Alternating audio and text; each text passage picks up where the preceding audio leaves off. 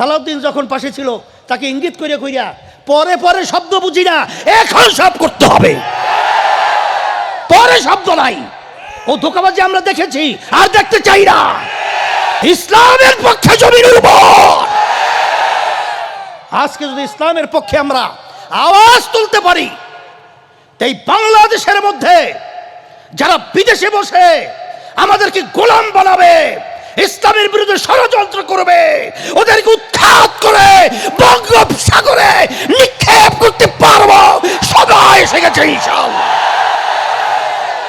এর জন্য আমি সকলকে বলবো, শোনেন, বসেন। আপনারা তো গোপনীয় খবর কিছু জানেন না। এই বাংলাদেশে টাকা কিছু লোকের কাছে কুক্ষিগত, এই বাংলাদেশের টাকা কিছু লোকদের কাছে কুক্ষিগত অবস্থায় আছে। আর আজকে আমাদের সংসার পরিচালনা করতে আমাদের ঘাম ছুটে যায়, মাথার ঘাম পায়ে পড়ে। আজকে কয় মাস আসাতে কিরাম ঠিক মতো তারা চলতে পারছে না। আমি সেদিনকার বলছিলাম, সালাউদ্দিন যখন পাশে ছিল তাকে ইঙ্গিত করিয়া কইরা পরে পরে শব্দ বুঝি না, এখন সব করতে হবে, পরে শব্দ নাই। ও ধোঁকাবাজি আমরা দেখেছি আর দেখতে চাই না। একবার পরিষ্কার বলেছি। এই জন্য আমি পরিষ্কার বলছি, আল্লাহর রহমতে আপনাদের দোয়ায় এখন কিন্তু একটা পরিবেশ তৈরি হয়েছে। এই ফসল কিন্তু আমাদের ঘরে উঠাতে হবে, এই ফসল আমাদের ঘরে উঠাতে হবে।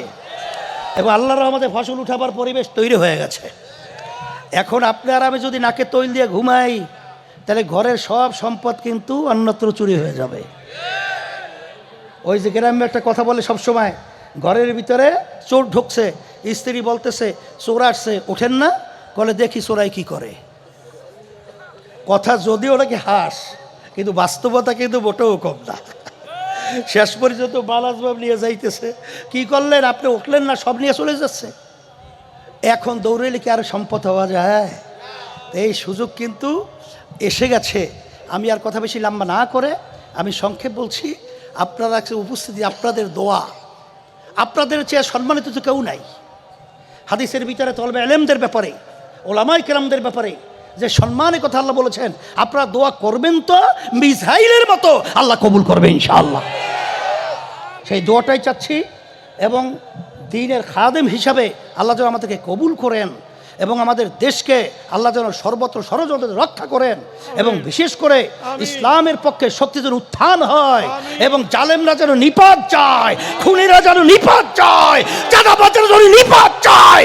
বাংলার জমিনের মধ্যে চাঁদাবাজদেরকে, খুনিদেরকে, দুষ্পালদেরকে কবর রচনা করতে হবে বাংলার জমিনের মধ্যে।